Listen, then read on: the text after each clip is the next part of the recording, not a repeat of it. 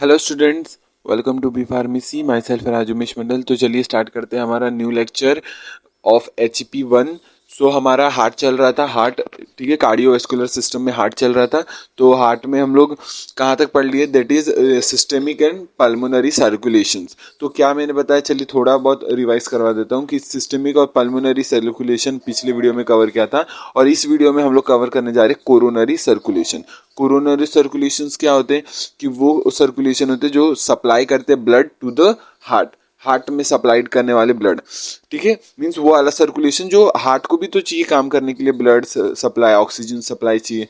सो उसके लिए circulation, separate circulation है, दैट इज कोरोनरी सर्कुलेशन। अब बात करते हैं कि पल्मोनरी और सिस्टेमिक सर्कुलेशन क्या थे। पल्मोनरी सर्कुलेशन में क्या था, जहाँ पर राइट वेंट्रिकल से क्या जा रहा था, that is pulmonary arteries, pulmonary trunk, फिर आर्टरीज, फिर आर्टरीज से लंग्स, ठीक है, लंग्स से फिर वो री ऑक्सीजनेटेड हो रहा था, और फिर वो कहाँ पर आ रहा था, लेफ्ट एट्रियम में, फिर लेफ्ट एट्रियम से लेफ्ट वेंट्रिकल, और फिर लेफ्ट वेंट्रिकल से पूरे बॉडी टिश्यूज तक। अब हुआ क्या, अब सिस्टेमिक सर्कुलेशंस क्या होते थे, जहां पर टिश्यूज से जो भी डीऑक्सीजनेटेड ब्लड है वो आता था राइट एट्रियम में, ठीक है। Superior vena cava, inferior vena cava, coronary sinus, ये तीनों के द्वारा आता था, वेन के थ्रू ये आते थे राइट एट्रियम में डीऑक्सीजनेटेड ब्लड, फिर वो राइट वेंट्रिकल में, फिर वो पल्मोनरी की तरह जाता था। तो ये क्या था, पूरा सिस्टेमिक सर्कुलेशन। तो पल्मोनरी सर्कुलेशन, सिस्टेमिक सर्कुलेशन दोनों कवर कर चुके हैं, और इस वीडियो में हम लोग कवर कर रहे हैं कोरोनरी सर्कुलेशन। अब कोरोनरी सर्कुलेशंस क्या है, तो एक हम लोग ब्लैंक पेज में भी पूरा समझाएंगे। पहले देख लेते क्या रिटर्न है। Nutrients are not able to diffuse quickly even from the blood in the chambers of heart to supply all the layers of cells that make up the heart wall। Means myocardium की बात करें तो जो heart का myocardium है, तो जब वो कॉन्ट्रैक्ट रिलैक्स ये सब मतलब कॉन्ट्रैक्ट ये सब कर रहा होता है, तो उसको प्रॉपर ब्लड सप्लाई नहीं मिलता। तो इसके लिए एक सेपरेट हम लोग को क्या करना पड़ता है, एक सर्कुलेशन लाना होता है, that is coronary circulation. Myocardium has its own network of blood vessels, जिसको बोलते हैं कोरोनरी सर्कुलेशन, और कार्डियक सर्कुलेशन बोल सकते हो। Coronary arteries branches from ascending aorta encircle the heart like a crown encircles the head. Okay, or while the heart is contracting, little blood flows into the coronary arteries because they are squeezed shut. पूरा explain करता हूँ, read कर लेते हैं। When the heart relaxes, however, the high pressure of the blood in the aorta propels the blood. High pressure of the blood in the aorta propels the blood through the coronary arteries into the capillaries and then into coronary veins। अब सुनो, ये read कर लिया, ठीक है। अब पूरा detail में पढ़ाते हैं, चलिए स्टार्ट करते हैं।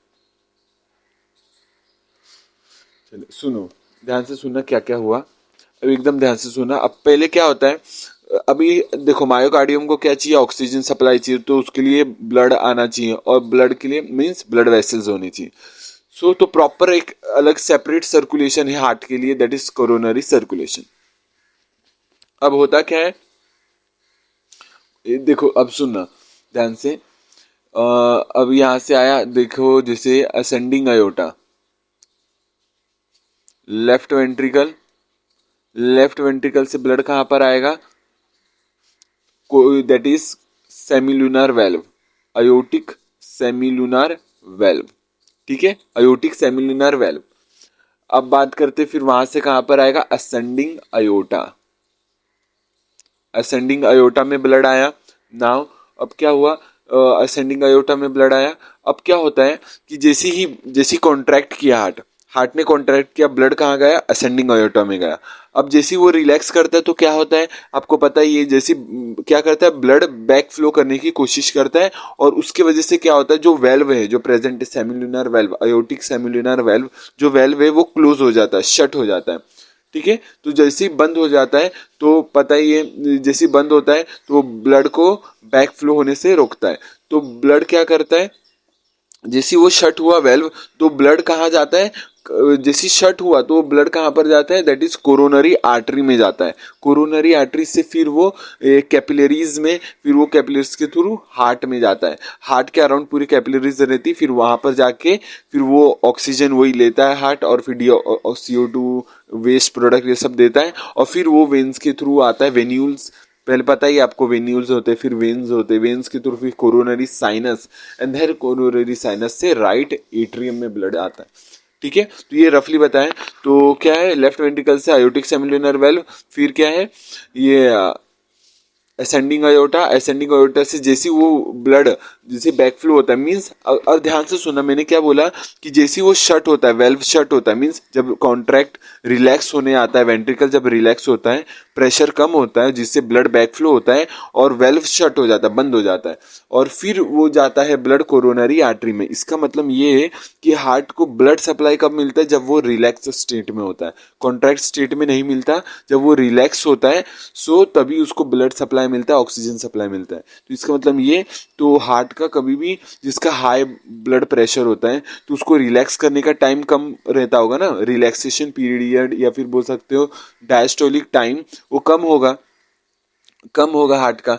तो जब अगर किसके केस में बात कर रहा हूँ, जिसका हार्ट रेट ज्यादा है, तो हार्ट रेट ज्यादा है तो उसका रिलैक्स करने में, रिलैक्स होने का टाइम कम होगा, रिलैक्स होने का टाइम कम होगा तो प्रॉपर ऑक्सीजन सप्लाई नहीं मिलेगा, है ना, तो प्रॉपर ऑक्सीजन सप्लाई नहीं मिलेगा सो प्रॉब्लम्स, इस्कीमिया हो सकता है, ठीक है, मायोकार्डियल इन्फार्क्शन हो सकता है, तो ये सब प्रॉब्लम्स हो सकते हैं। डिसऑर्डर्स भी पढ़ेंगे अभी, तो पहले मीन्स बाद में आगे आने वाले वीडियोस में पढ़ेंगे, अभी ध्यान से सुनना। तो ये याद रखना कि हार्ट को ब्लड सप्लाई कब मिलता है, जब वो रिलैक्स स्टेट में होता है, रिलैक्स में रहेगा तभी उसको ब्लड सप्लाई मिलेगा। ठीक है, तो कहाँ थे हम लोग, लेफ्ट वेंट्रिकल, फिर ये आयोटिक सेमिलुनर वेल्व, फिर असेंडिंग अयोटा से फिर वो कहाँ पर जाता है, डिफरेंट आर्टरीज में जाता है, that is coronary artery, left right coronary arteries में जाता है। तो यहाँ पर मैं सीधा लिख देता हूँ कोरोनरी आर्टरी, और फिर कोरोनरी आर्टरी से वो किसको सप्लाई करता है, मायोकार्डियम को सप्लाई करता है, मायोकार्डियम डिफरेंट डिफरेंट एरियाज में मायोकार्डियम में सप्लाई करता है। ये पूरा ना आर्टरीज वेसल्स ये सब पूरे हार्ट के अराउंड ना एकदम क्राउन जैसा, अभी पढ़े थे ना स्टेटमेंट, ये पूरा क्राउन जैसा ये एनसर्कल कर लेता है हार्ट को। ठीक है, तो मायोकार्डियम को सप्लाई मिला, फिर वहां से वेन्स, वेन्यूल्स के थ्रू वेन्स में, और फिर डिसेंट वेन्स जो छोटे वेन्स होते हैं, फिर वेन्स से आता है कोरोनरी साइनस, और फिर कोरोनरी साइनस से ब्लड जाता है राइट एट्रियम।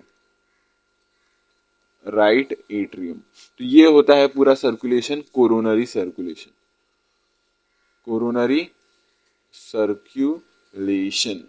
तो ये पूरा होता है। ठीक है, तो ये ध्यान रखना कैसे हुआ सर्कुलेशन। तो इसमें क्या होता है, आर्टरी जाती है, हार्ट को सप्लाई देती है, और हार्ट से वेन आके कोरोनरी साइनस से राइट एट्रियम में पहुंच जाता है, फिर वो राइट एट्रियम से पता ही आपको, फिर राइट वेंट्रिकल, फिर पूरा जाता है पल्मोनरी सर्कुलेशन के थ्रू। तो ये है कोरोनरी सर्कुलेशन, जहाँ पर हार्ट को, ये सेपरेट सर्कुलेशन है हार्ट का, जहाँ पर हार्ट को ऑक्सीजन मिलता है अपना सेपरेट सर्कुलेशन के थ्रू, और जब रिलैक्स स्टेट में होता है तभी सप्लाई मिलता है ब्लड हार्ट को, तभी उसको ऑक्सीजन मिलता है, ये सब मिलता है। तो रिलैक्सेशन पीरियड भी अच्छा होना चाहिए जहाँ पर हार्ट रिलैक्स अच्छे से करे। ठीक है, तो लेफ्ट वेंट्रिकल से पता चला।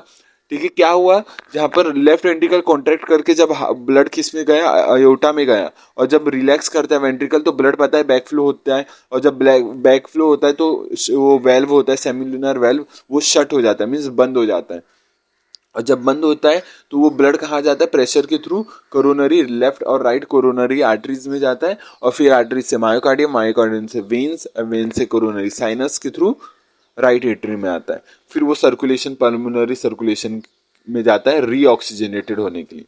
ठीक है, तो इस वीडियो के लिए इतना ही रखते हैं, ये पूरा कोरोनरी सर्कुलेशन था। वीडियो समझा है कि नहीं बताना कमेंट में, बाकी मिलते हैं नेक्स्ट वीडियो में नए टॉपिक के साथ जल्दी ही, तब तक के लिए टेक केयर, जय हिंद जय भारत, बाय।